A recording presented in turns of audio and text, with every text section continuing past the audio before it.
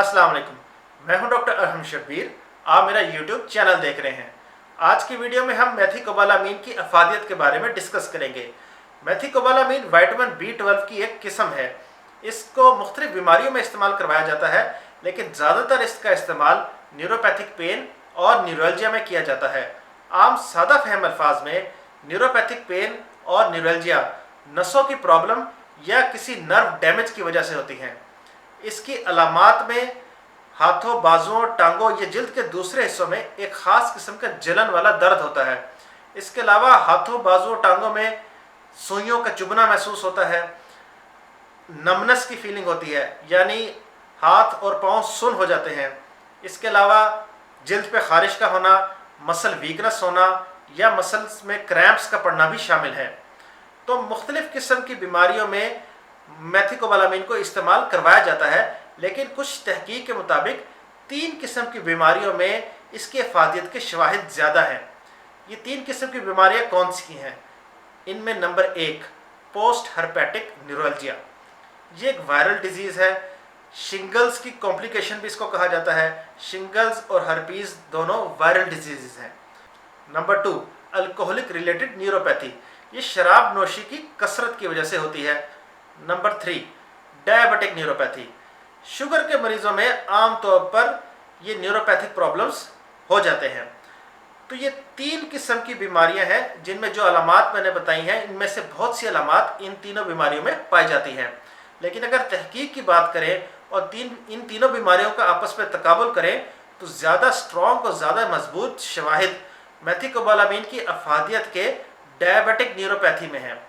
यानी शुगर की वजह से जो न्यूरोपैथिक पेन डेवलप होता है, हाथ और पाँव सुन्न हो जाते हैं, या ये जलन वाला दर्द या सुइयों का चुभना महसूस होता है, इसमें मेथिकोबालामीन की अफादियत ज़्यादा है।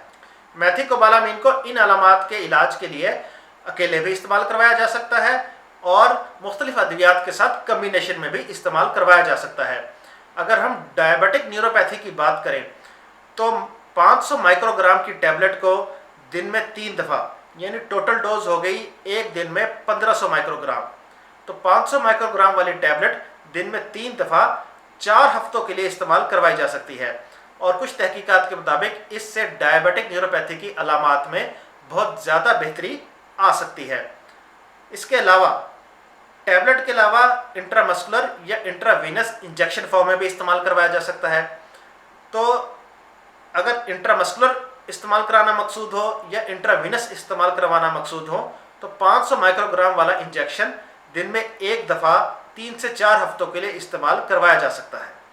जैसा कि मैंने अर्ज़ किया, मेथिकोबालामीन को दूसरी अद्वियात के साथ भी कम्बिनेशन में इस्तेमाल करवाया जा सकता है। चंद अद्वियात का मैं जिक्र कर देता हूँ। जैसे मेथिकोबालामीन को गाबापेंटिन या प्रीगैबलिन के साथ भी कम्बिनेशन में इस्तेमाल करवाया जा सकता है।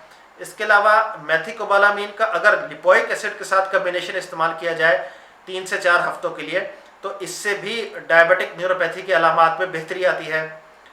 और इसके अलावा डायबिटिक न्यूरोपैथी के लिए मेथिकोबालामीन को मिथाइल फोलेट और विटामिन B6, जिसे पिरिडॉक्सिन कहा जाता है, इसके साथ कम्बिनेशन में भी इस्तेमाल करवाया जा सकता है। तो आज की मुख्तसर वीडियो के लिए बस इतना ही।